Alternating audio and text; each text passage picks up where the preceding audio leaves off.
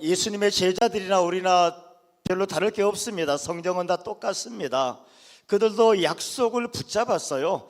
보혜사 성령에 대한 약속을, 예수님의 말씀을 붙잡고 오순절 마가다락방에서 간절히 기도할 때, 기도할 때 왜 기도했겠습니까? 도저히 내 모습, 내 힘 가지고는 이 고통스럽고 이 불안한 환경과 상황을 헤쳐나갈 수가 없으니 성령께서 함께 하셔서 갈 길을 보게 하시고 힘도 주시고 능력도 주시고 내가 살아야 될 그 길을 걸어가게 하여 주옵소서.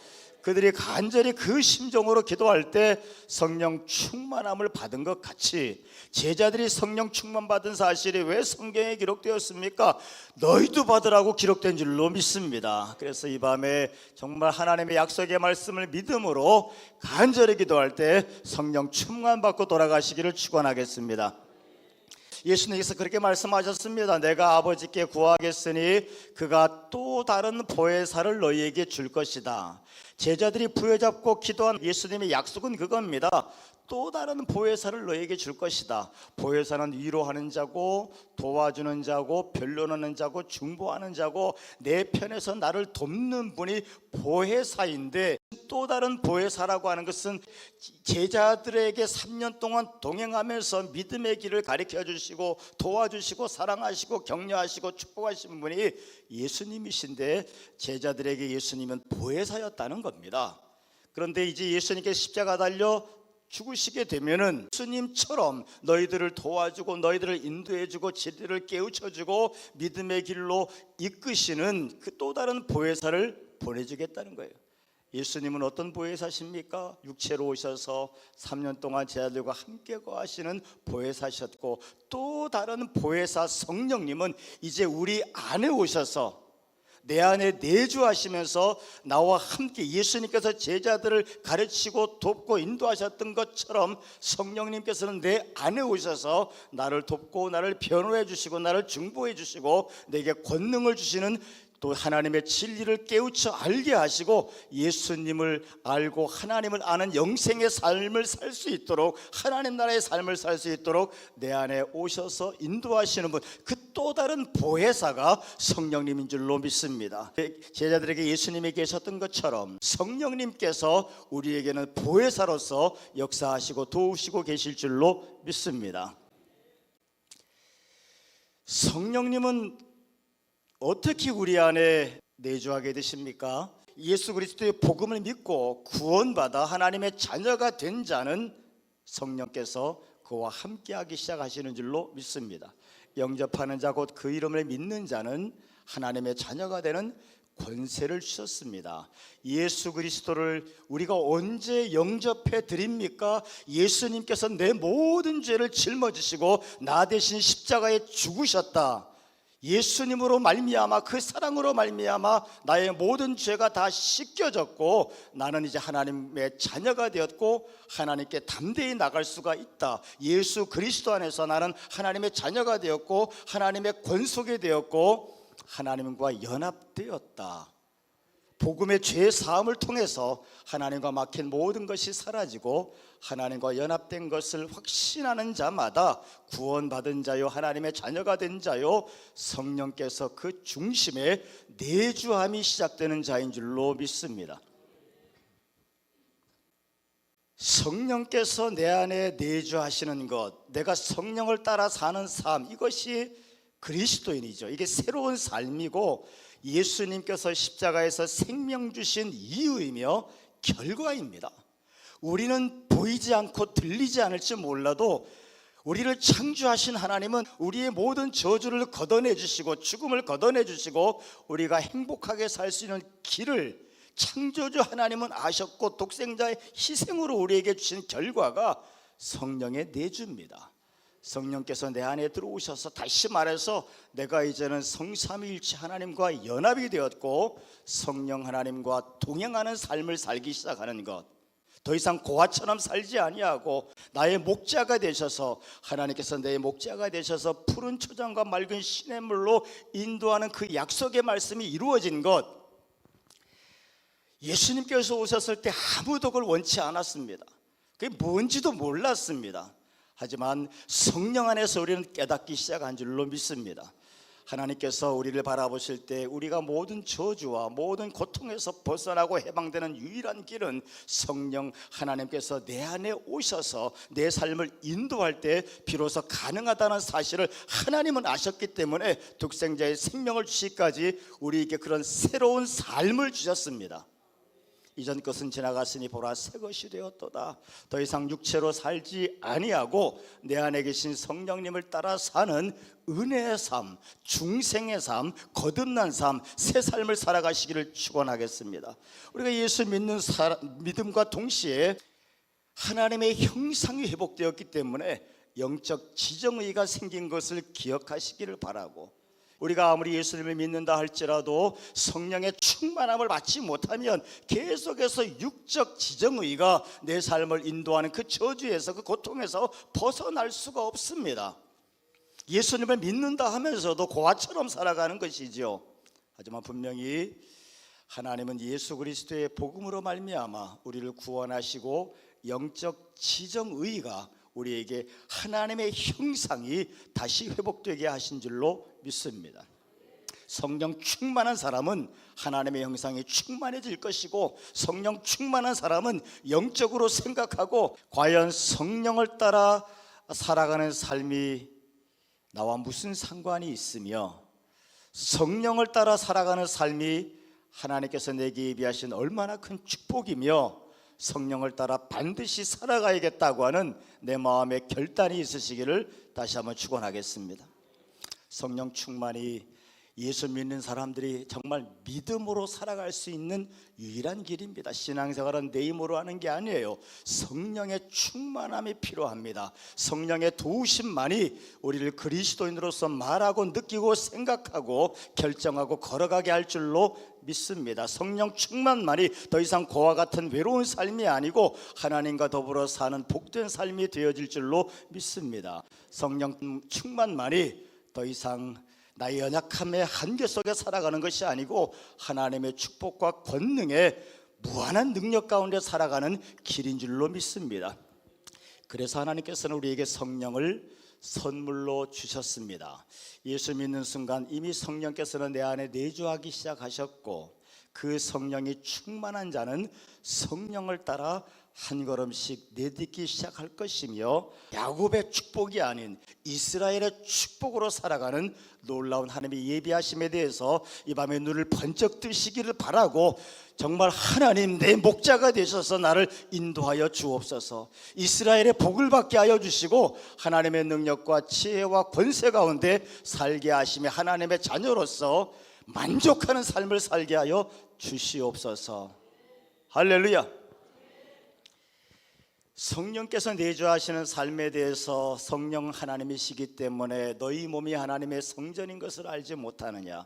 하나님의 성전은 예배하는 곳입니다. 하나님의 성전은 거룩한 곳입니다. 그래서 예수 믿는 사람들은 거룩함을 추구해야 되는 겁니다. 세상의 더러움에 오염되지 아니하고 옛사람을 벗어버리고 내 안에 계신 하나님, 너희 몸이 성전이니 우리 자신이 점점 거룩함을 지향하며 나가야 될 줄로 믿습니다. 겉으로 보이는 외식적인 모습이 아니고 하나님과 세상과 짜글함을 벗어버리고 하나님과 더 친밀해지는 거룩함의 역사가 나타나기를 축원합니다. 자기를 깨끗하게 하면 그는 귀에 쓰는 그릇이 되어, 우리가 성령 안에서 내 안에 성령님, 내 안에 하나님 계신 것을 기억하고 내 몸을 거룩하게 할수록 하나님 우리를 더욱더 귀하게 쓰신답니다. 정결하고 거룩한 자마다 하나님으로부터 주어지는 것들이 더 풍성해집니다.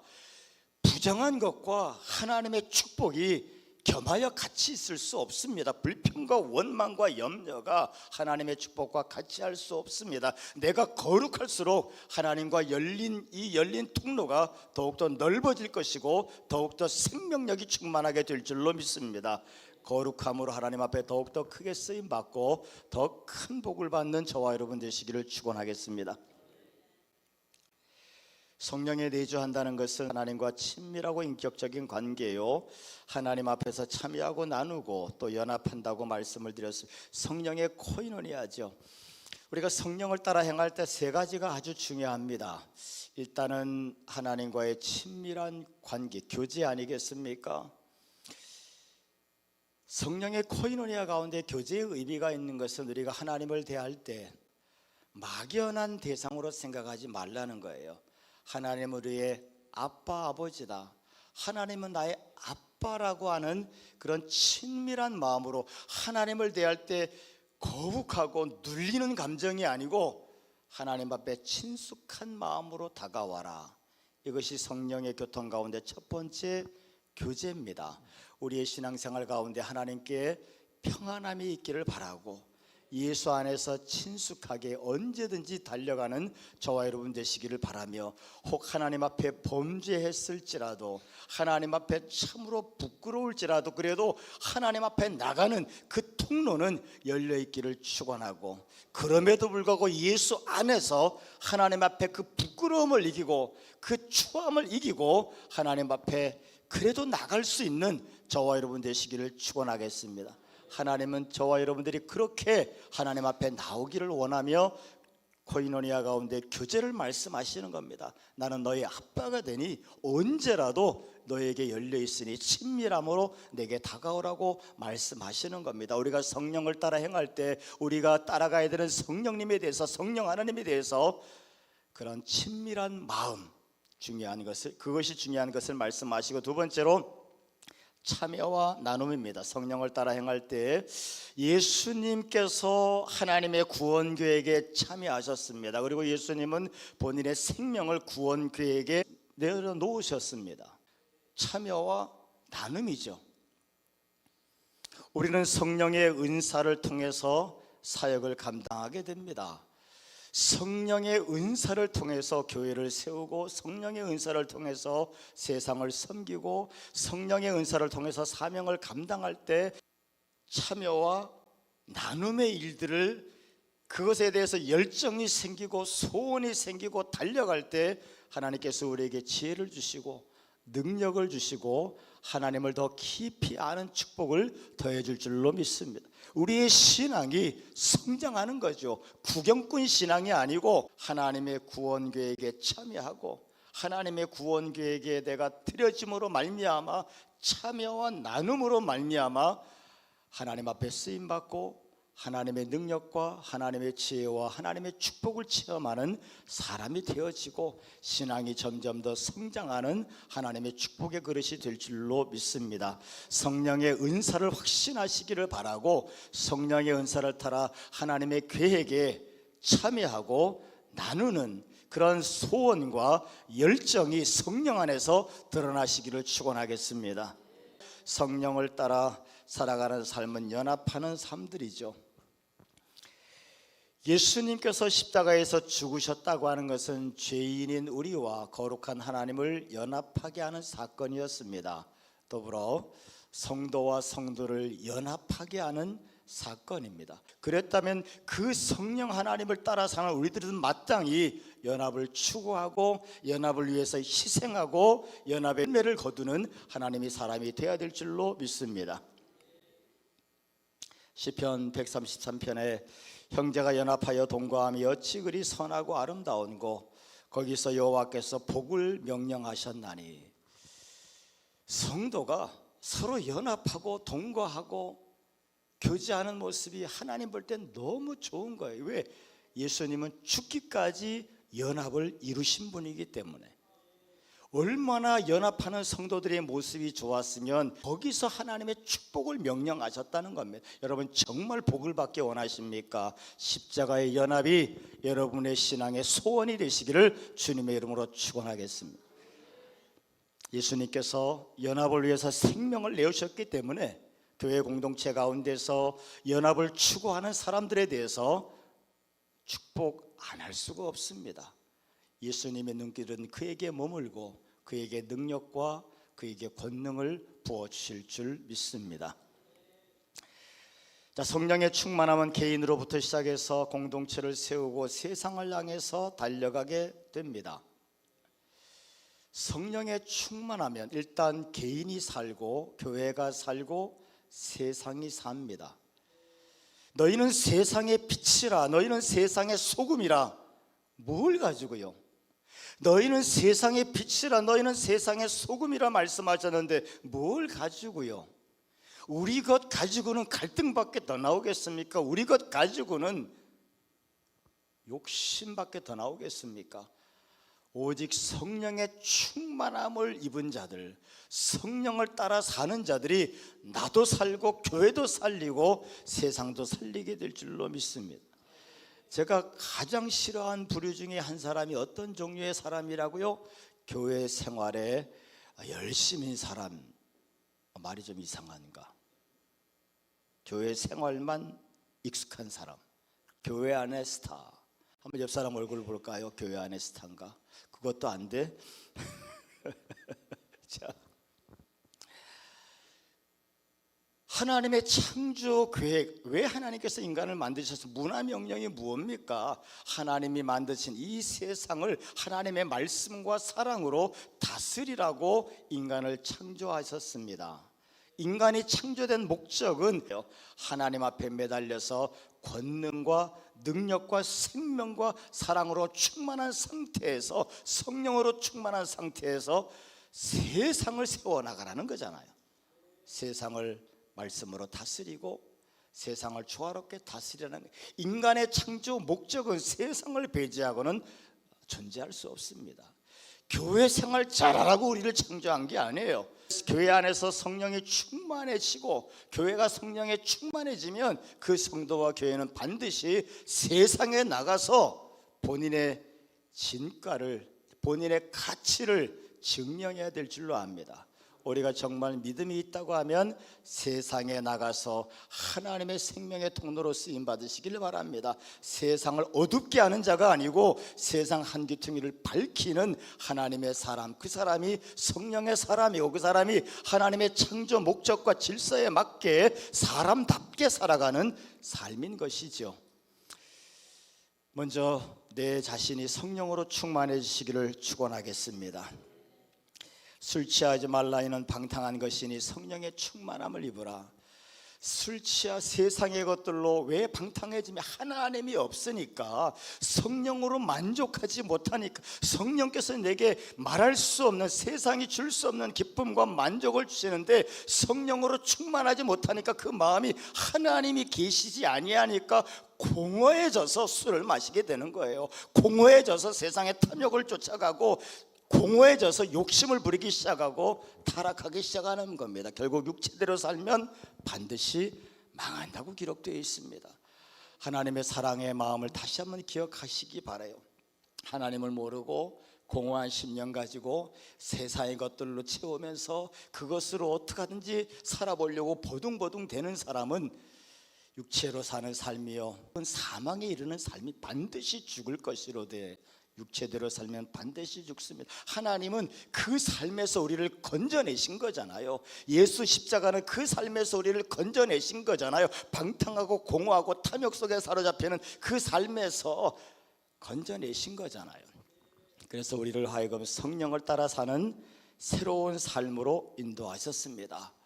그것이 예수님의 십자가의 이유고 십자가의 결과입니다. 성령을 따라 살아가는 만족하는 삶, 거룩한 삶, 능력 있는 삶, 하나님의 축복의 삶, 하나님이 늘 내 곁에서 내 삶을 세밀하게 인도하시고 뒤를 돌아 내 삶을 결산할 때마다 정말 하나님이건 하나님이 하신 겁니다. 하나님께 영광을 돌리고 하나님께 감사하는 삶들, 이것이 성령을 따라 사는 삶이고 예수님께서 우리에게 허락하신 새로운 삶입니다. 축복의 삶입니다. 성령을 따라 예수님의 생명으로, 하나님의 사랑으로, 하나님의 간절함으로 우리에게 허락하신 이 새로운 삶이 우리의 삶에 누려지시기를 바라고, 성령 충만으로 하나님이 원하시는 그 놀라운 축복의 주인공들이 되시기를 축원하겠습니다.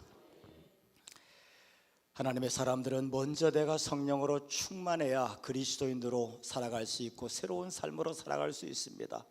근데 어제 얘기했잖아요. 배터리 시동 안 걸려. 소리만 나. 길 시동 안 걸려. 하지만 배터리가 충만하면 한 번에 부릉 걸립니다. 내가 아무리 새로운 구원받고 새로운 삶의 모양새를 갖췄고 새로운 삶의 겉모습을 갖췄다 할지라도 성령과 함께 성령께서 내주하는 삶이 되었다 할지라도 그 성령에 충만해져야 하나님께서 주시는 축복을 누리며 살게 되어집니다. 성령 충만은 한 번에 끝나지 않아. 이 밤도 성령 충만을 위해서 간절히 기도하시고 우리의 삶의 신앙의 여정 가운데 계속해서 어찌하면 내가 성령 충만함을 유지할 수 있을까, 어찌하면 내가 성령 충만한 상태 가운데 살아갈 수 있을까, 하나님 앞에 그 숙제를 풀어가고 그 축복을 누리시기를 축원하겠습니다. 이제 다음부터 제가 한 분씩 만나면 물어볼 거예요.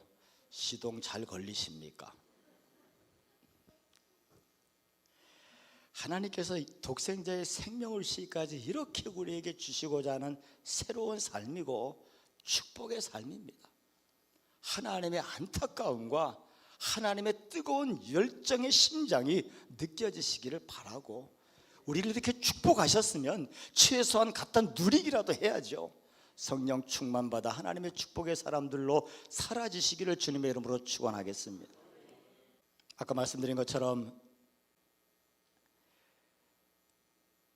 인간은 창조될 때부터 세상으로 나가게 되어 있습니다. 문화명령 말씀드렸죠. 그럼 예수님의 선교명령, 그러니까 문화명령의 핵심은 하나님과 교통하면서 생육하고 번성하고 땅에 충만하고 땅을 다스리는 겁니다. 결국은 하나님과의 코이노니아가 그렇게 중요한 거예요. 예수님께서 하시는 말씀 똑같습니다. 너에게 성령이 임하시면, 너희에게 성령이 임하시면, 너희들이 하나님과의 코이노니아의 관계가 회복이 되어진다면 예루살렘과 온 유대와 사마리아와 땅끝까지 가서 내 증인되라. 다시 말해서 문화명령에서도 생명으로 충만하게 하라고 우리에게 명령하신 것이고, 선교명령도 성령 충만하여서 사람 살리는 일을 하는 거예요. 성령 충만하면 내가 삽니다. 성령 충만하면 교회가 삽니다. 성령 충만하면 세상이 살아나기 시작합니다. 하나님 우리를 세상에 창조하셔서 인간을 세우실 때 왜 보시기에 좋았다고 말씀하시겠어요? 하나님의 것을 풍성하게 받아서 세상을 살리는 그 모습이 그려지니까, 그 모습이 실제가 되어지니까 하나님 보시기에 좋았던 겁니다. 우리가 예수님 믿으면서 그 모습으로 사라지시기를 축원해요. 성령께서 내 안에 내주하신 것은 축복의 시작입니다. 성령의 충만함으로 여러분들이 살아나시기를 바라고, 능력 있는 삶이 되시기를 바라고, 교회가 살아나기를 바라고, 이 세상의 생명의 역사로 여러분을 통해서 살아나시기를 주님의 이름으로 축원하겠습니다.